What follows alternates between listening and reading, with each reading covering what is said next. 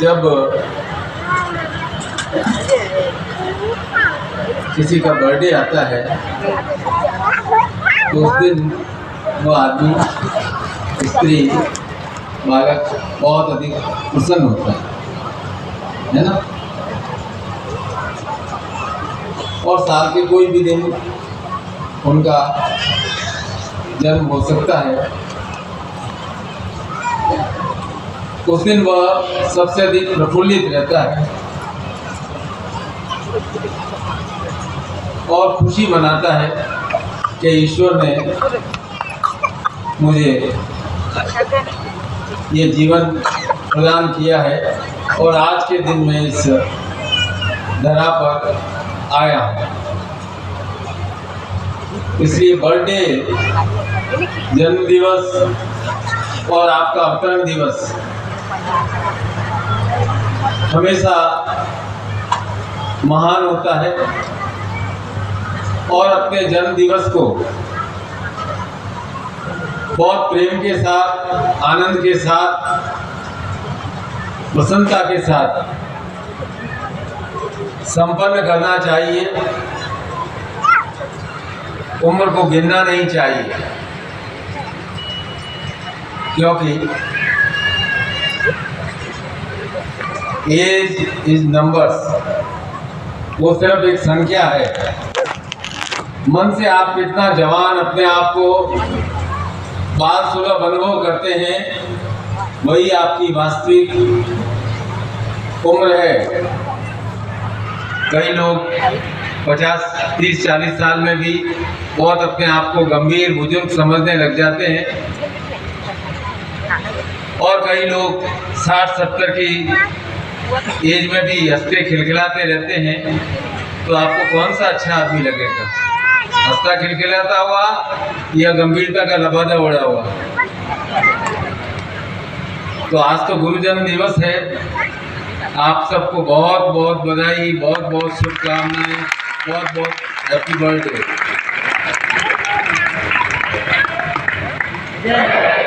शिवरी नारायण भक्ति का स्थान नहीं, और हजारों हजारों वर्ष पहले राम इसी भूभाग पर से होकर लंका की ओर प्रस्थान किए थे। यहाँ पर शायद कौशल्या जी का भी स्थान है, राम का ननियाल भी है, और राजिम में भगवान शिव द्वारा पूजित शिवलिंग है। और अब तक जो स्पष्ट खोज हुई है कि रामगढ़, शिवरी नारायण, तुरतुरिया, चंदखुरी, राजिम, सियावा, जगदलपुर, इन स्थानों के बारे में प्रामाणिक वर्णन मिल गए हैं कि यहाँ भगवान राम ने यात्रा की थी, और यात्रा की थी तो पुष्पक विमान से तो की नहीं थी, रथ से चल करके की होगी। अब राजीव से चल करके जगदलपुर पहुंचे होंगे तो निश्चित रूप से कितना 300 किलोमीटर हो गई होगा, तो चले ही होंगे। रास्ते में गांव भी आए होंगे, वन भी आए होंगे। तो यह राम का पथ है, और राम है मर्यादा के स्वरूप, कर्म शक्ति के स्वरूप, ज्ञान के स्वरूप, गुरु आज्ञा को सर्वोपरि मानने वाले। कई प्रदेशों में मुझसे पूछा जाता है कि आप छत्तीसगढ़ क्यों जाते हैं, ज़्यादा क्यों जाते हैं? मैंने कहा राम का मार्ग है, जिस मार्ग पर राम चले उस मार्ग पर जितनी बार चलने का सौभाग्य जब तक जीवन है मिल जाए तो ये मेरा सौभाग्य है।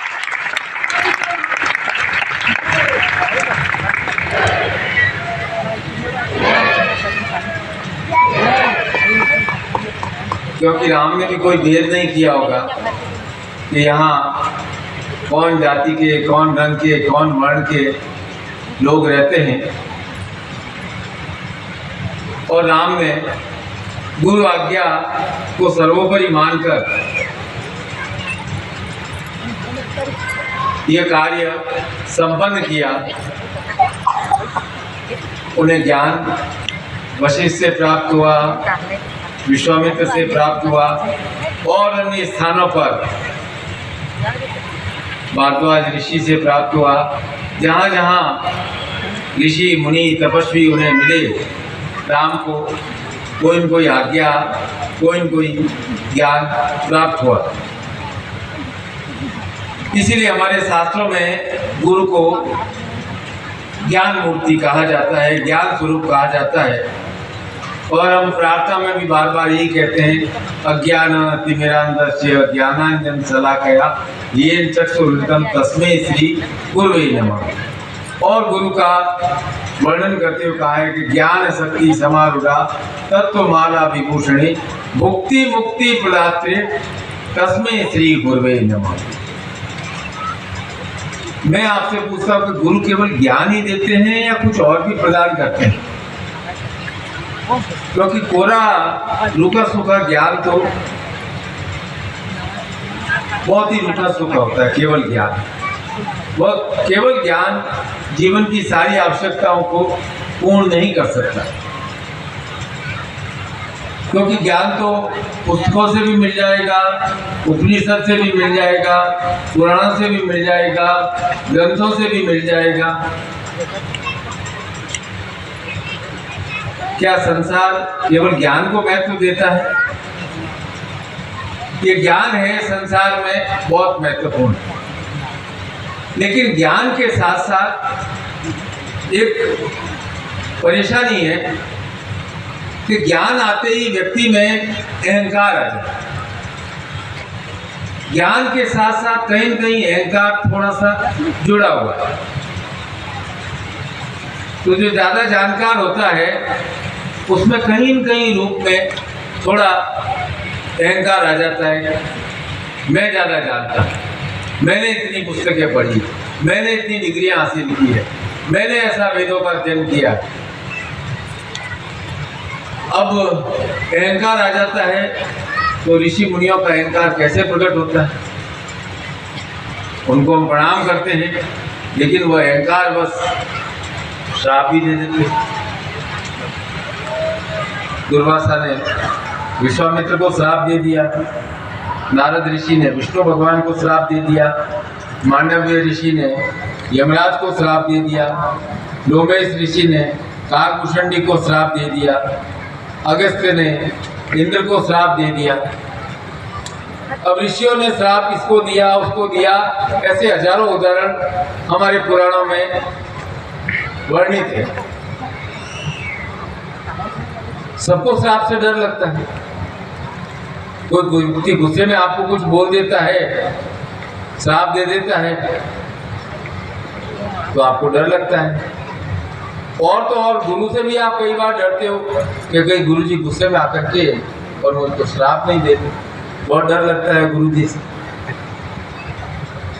लेकिन मैं आज अपने सामने डरे हुए केवल ज्ञान के इच्छुक साधकों को नहीं देख रहा हूं। आज मेरे सामने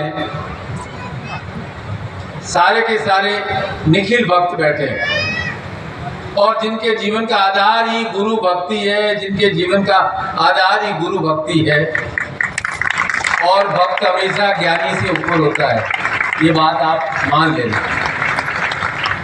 ज्ञान का एक स्थान है, लेकिन भक्त का स्थान उससे अवश्य ऊपर होता है।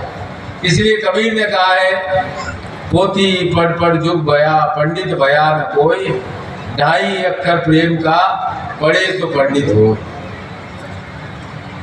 अब सीधा साधा अर्थ निकाला कि भाई पोथी पढ़ने से कोई पंडित नहीं होता है, केवल प्रेम भाव से जो परिपूर्ण होता है वही पंडित होता है। लेकिन पंडित कौन, ज्ञानी कौन? ज्ञानी वह जिसका सहस्रार जागृत, सहस्रार जागृत होता है तो उसमें ऊर्जा का, ज्ञान का निवास हो जाता है। लेकिन ज्ञानी भी कभी कभी भूल जाता है कि ज्ञान को निरंतर और निरंतर ताकत कहाँ से मिलती है।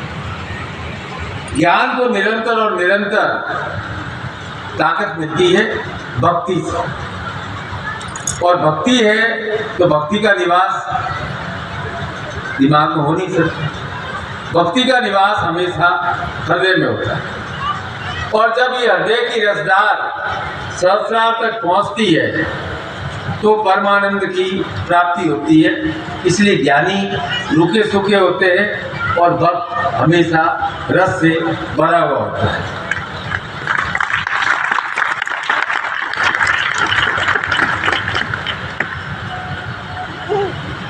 और भक्ति का स्वरूप है हमारे यहाँ नारद, प्रहलाद, वाल्मीकि, हनुमान, अर्जुन, राधा, सुखदेव मुनि, चैतन्य महाप्रभु, नामदेव, नरसिंह मेहता, मीरा, सूर। क्योंकि प्रत्येक साधक सारे मंत्र जब साधना करने के बाद यही बात को दोहराता है कि अब सौंप दिया है सब भार तुम्हारे हाथों में, है जीत तुम्हारे हाथों में, है हार तुम्हारे हाथों में, अब सौंप दिया है सब जीवन का भार तुम्हारे हाथों में। ये भाव भी भक्ति का उपज है। रामचरितमानस में एक सुंदर प्रसंग आता है कि गरुड़ जी काकभूषण ऋषि को पूछते हैं कि भक्ति और ज्ञान में क्या अंतर है।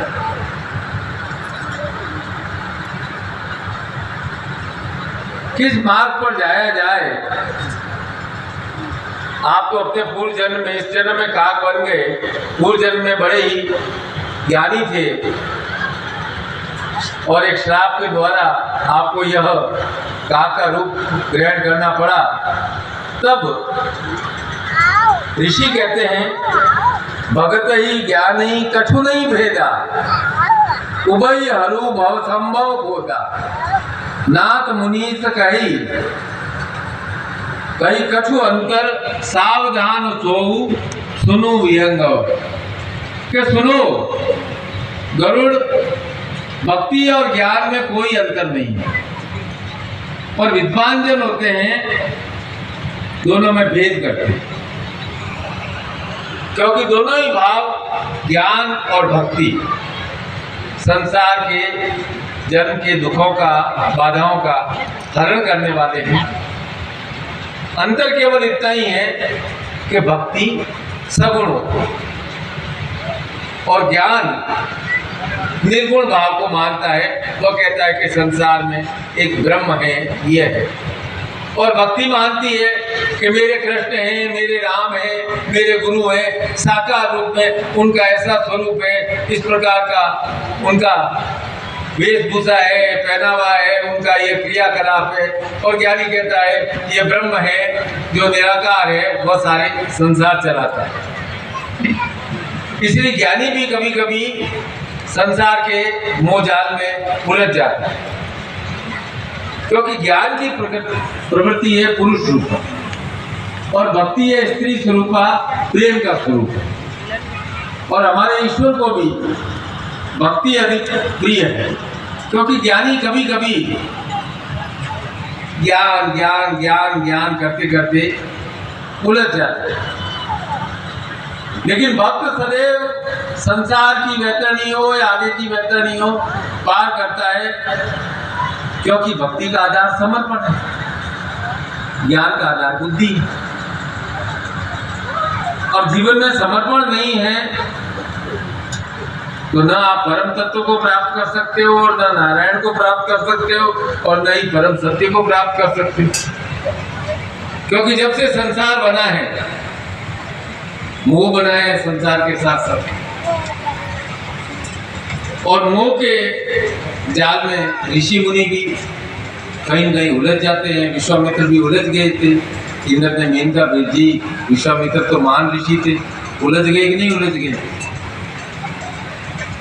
नारद भी उलझ गए थे, तब विष्णु को अपनी माया का संसार बताना पड़ा।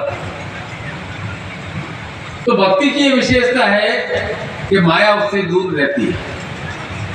भक्त को कभी भी माया भ्रमित नहीं कर सकती है। भक्त यदि धनवान है चाहे निर्धन है, बड़े घर में रह रहा है छोटे घर में रह रहा है, भरी दोपहर में रह रहा है छाया में रह रहा है, उसको कोई भी माया प्रभावित नहीं कर सकती। भक्त के ऊपर कोई प्रभाव नहीं पड़ता, क्योंकि भक्त कहता है कि हम सौंप दिया सब बाहर तुम्हारे हाथों में। इसीलिए वो जहां जिस भाव में रहता है, हर स्थान में हर स्थिति में वह प्रसन्न रहता है। हनुमान की कथा तो आप जानते ही हो कि भाई उन्हें सीता जी ने मोतियों की माला भेंट की और हनुमान जी एक एक मोती तोड़ करके देख रहे थे कि इसमें राम है या नहीं है, राम है या नहीं है। लोगों ने कहा कि बंदर क्या जाने कि कितने बहुमूल्य मोती हैं। हो सकता है कहानी में थोड़ी अतिरंजना हो। और राम ने, हनुमान जी ने अपना कहते हैं कि सीना चीर के दिखा दिया। जब कहा गया कि तुम मोतियों में राम ढूंढ रहे हो, क्या तुम्हारे हृदय में बसे हुए हैं क्या, तो उन्होंने अपना सीना चीर करके दिखा दिया कि ये देखो मेरे हृदय में राम बसे हुए।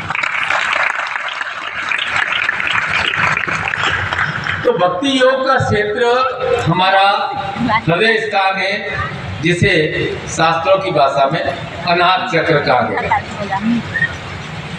तो ज्ञान और भक्ति में मूल अंतर क्या है कि ज्ञान का स्थान सहस्रार में होता है और भक्ति का स्थान अनाहत चक्र में होता है,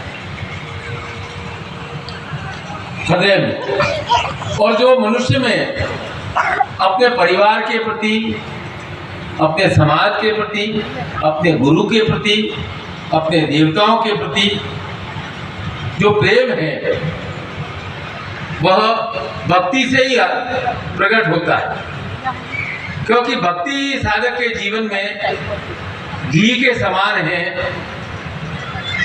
क्योंकि उसमें केवल और केवल भाव होता है, सोच विचार नहीं होता है।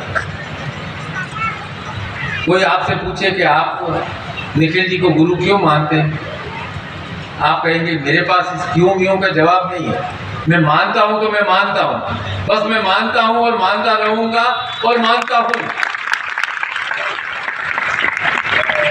अब तुम कहोगे प्रकट करके बताओ और ये करके बताओ, नहीं, मेरे अंदर समर्पण भाव है, भक्ति भाव है, मैं मानता हूं और मेरी दृढ़ आस्था है।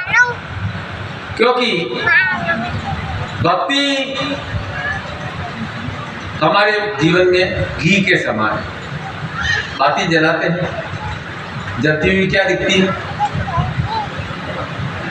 लौ जलती हुई, बाती जलती है। लेकिन बाती को ताकत कहाँ से मिलती है? केवल बाती हो तो क्या वह जल सकती है? बाती को ताकत निरंतर और निरंतर घी से मिलती है। तो हमारे जीवन में अखंड भक्ति से, अर्थात भक्ति के घी से हमारे जीवन की ज्योत निरंतर और निरंतर प्रकाशित होती रहती है और दिखती ज्योत है। लेकिन उसका आधार हमारे हृदय क्षेत्र में स्थापित भक्ति रूपी घी है।